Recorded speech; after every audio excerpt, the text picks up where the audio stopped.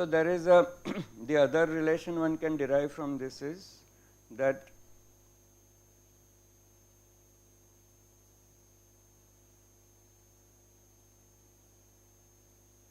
actually theorem one doesn't write, we can show, but so we can show the theorem that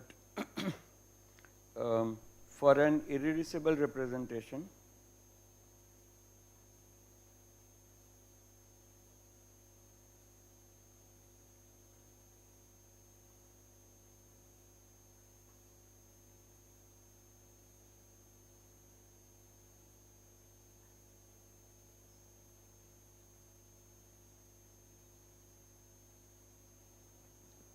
the sum of the character square in any representation is equal to the order of the G, order G. Now this comes out because, so proof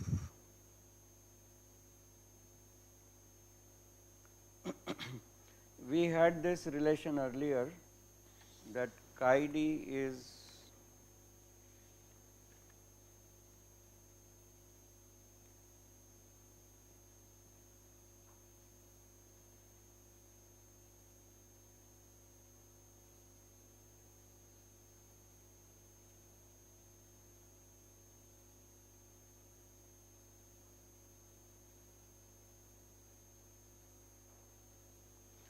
therefore mod chi d squared and summed over G will be equal to sum over alpha, beta as well as G. So when we want to do mod square, we have to write this sum and we have to write square star of this sum multiplying it. We just put different summation indices alpha and beta in the two. So we will get m alpha chi alpha G times m beta chi beta star G, right, and the sum now is over alpha beta as well as G. But now we can exhaust the G sum by just focusing on the chi alpha chi star beta. That produces for us a delta alpha beta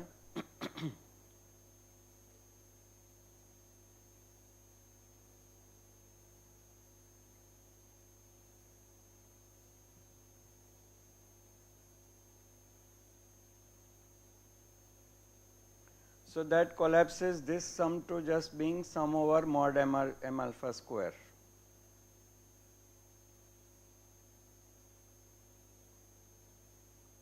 And then there is a constant factor which is order of the group. But now you specialize chi d to be any favorite representation you have, then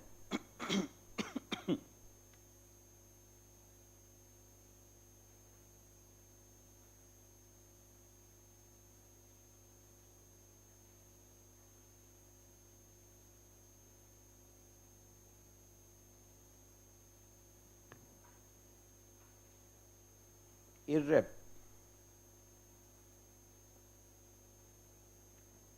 we basically get that, because then there is only one m alpha which is non-zero.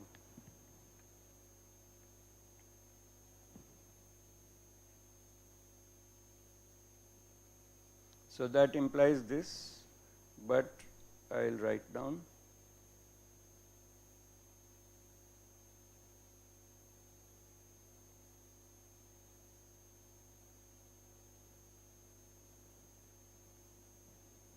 we can rewrite this as sum over classes also.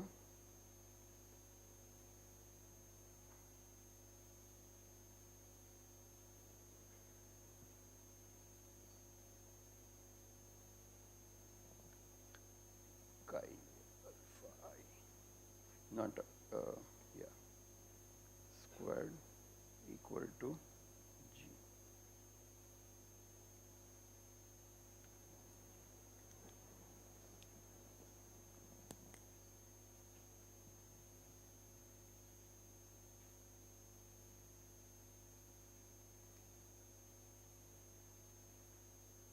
So those are all very interesting restrictions, because eventually you want to know all these characters for any representation, because you can analyze the small vibrational modes of a molecule by its symmetry group. Knowing the symmetry group, you can classify the vibrations into different conjugacy classes, and you want to know their characters. So this puts restrictions on what kind of character table you can have. Okay, so I think this is how much we are going to do in terms of formal stuff. The next thing is to introduce what is called a regular representation, because that is an important construct. And for this I wanted to refer to this textbook of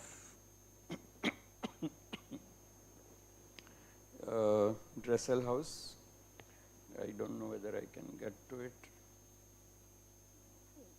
In any case, I have the notes written here, so I can do that as well. But so the idea of a regular representation is that you treat the group elements themselves as the carrier space. It's quite amusing, isn't it? How much you can do with itself as the carrier space, and represent elements as permutations depending on how left action of that element permutes the rest of the group elements. Okay, so this is action of group on itself, left action, and we know that left action will reshuffle the order of the elements, so it is essentially a permutation. And anyway, we know any finite group is subgroup of the permutation group, so we are not surprised that it is a permutation. So we represent them as permutations, and so we make the rule that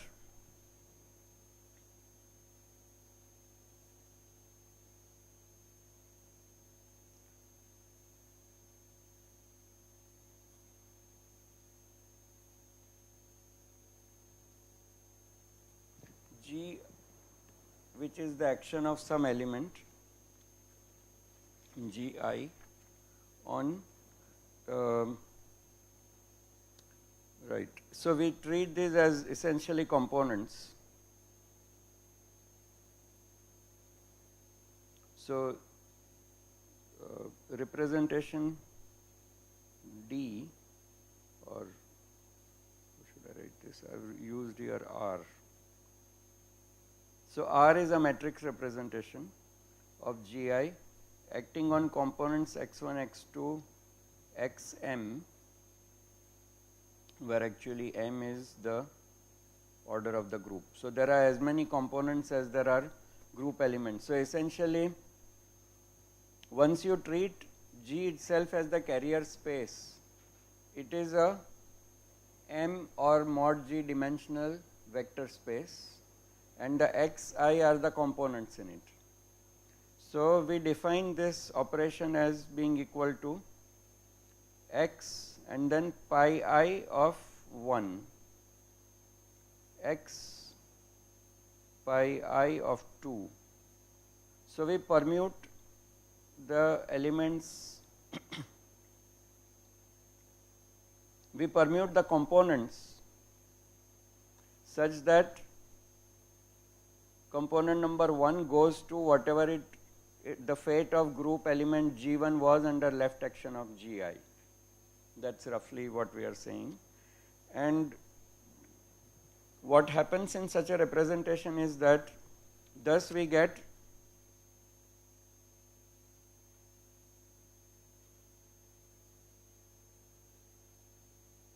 m by m, well, which is same as, just not to get lost, size of G by G represent matrices, or a representation of dimension G. We don't write the G cross G, right? When we say matrix of representation of dimension G, means the corresponding matrices are G by G. So this representation is somewhat bloated, it is highly reducible.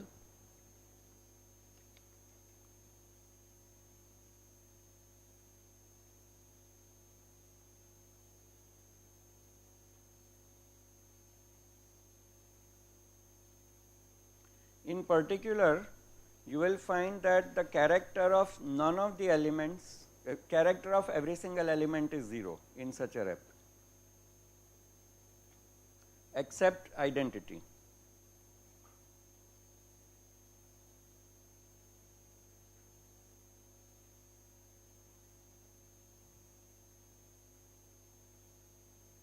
So we write this D without any brackets or label for meaning the, I could also have written chi R maybe. Okay, chi character in regular representation R for any element G is equal to 0 unless, so or except chi R of the identity element. The identity element has always to be represented by the identity matrix in linear algebra. So that can't be, that trace can't be 0, and it has to exactly tally the dimension of the representation, but the dimension is itself G.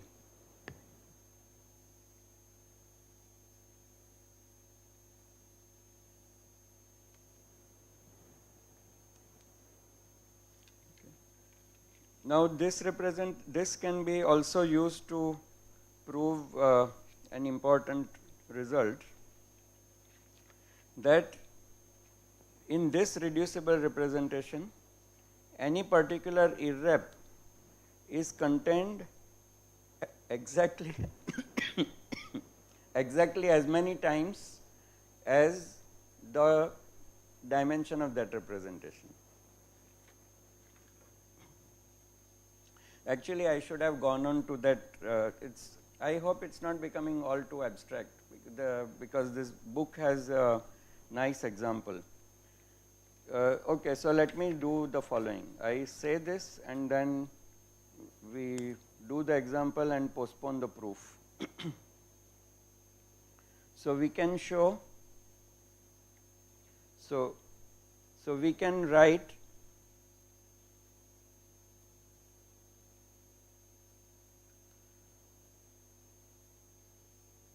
chi R of G equal to sum over alpha m alpha chi alpha of G as before,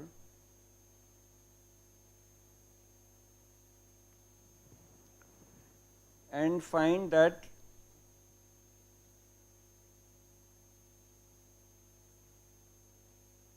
m alpha equal to n alpha, the dimension of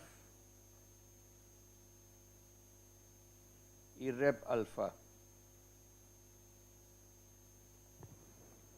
and hence we can prove that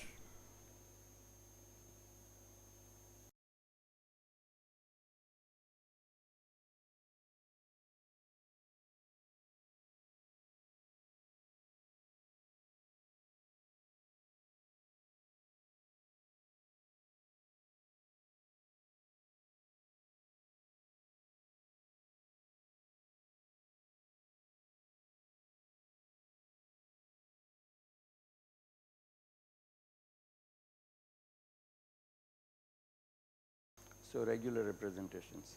Now this book has a nice proposal how to find a regular representation.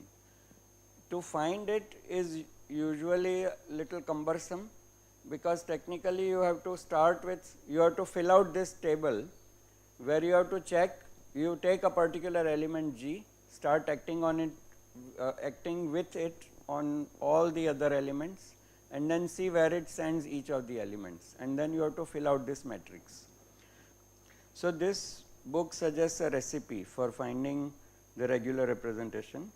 Regular representation is found directly from the multiplication table by rearranging the rows and columns so that the identity element is always along the diagonal.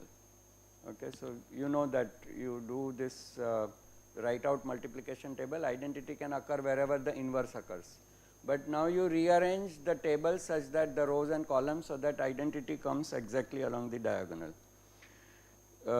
When this is done, the group elements label the columns and their inverses will label the rows, and we will illustrate this permutation group of with permutation group of 3 objects, which is S3, this is what we have been writing, for which multiplication table is given in 1.1. Application of the rearrangement theorem to give identity element along the main diagonal gives table 3.3. So yeah, this is the table 3.3. Here this is just the equilateral triangle, its rotations and its flips, and E is identity, A and B are the 120 and 240 rotations, and these are the, sorry? Yes, so C, D, E are the flipped rotations where you change the signs of either one top row or left column. So these are one conjugacy class and these are one conjugacy class, and this is E is conjugacy class by itself. So first of all, they are pointing out that this is the multiplication table. So they have rearranged the multiplication table so that E is I'm not pointing there, okay. So yeah, so E is along the identity, right, that along the diagonal. Then the statement says after you do this rearrangement, what you have to do is, then the matrix representation for an element X in the regular representation is obtained by putting 1 wherever X appears in this multiplication table. So if you want, say, A the basic rotation first, then you put 1 here and you put 1 here, you put 1 here, 1 here, 1 here, 1 here, and that's all. Okay, so that will be the matrix for representing A, and so on. So you now, for any given element, like to produce C, you put 1 here, you put 1 here, you put 1 here, wherever you see the C. First thing you can see right away is that the character of any arbitrary group element will be 0, because you will never get it on the diagonal. Only the identity element will be on the diagonal.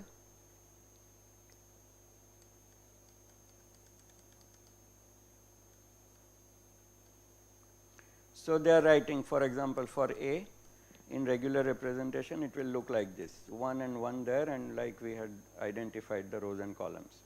So by construction, only the dereg of E has non-zero trace. Now we show that the regular representation is indeed that they are trying to check. That's not too much of a surprise, one can check that. I wanted to get to the detailed example on trying. So they are actually going through the proof of the fact that this actually is a homomorphism and that it will work as a representation.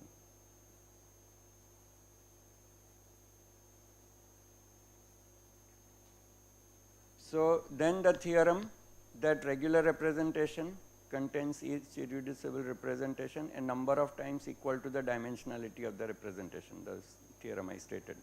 But what I wanted to show was this recipe of how to generate the regular representation for a particular group.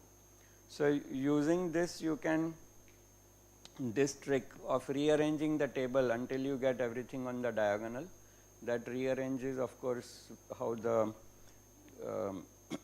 the important thing to remember is that it is no longer the multiplication table, it is a rearranged table where you can see the first entries. Here the entry is EABCFD, whereas here is it EABC and then DF.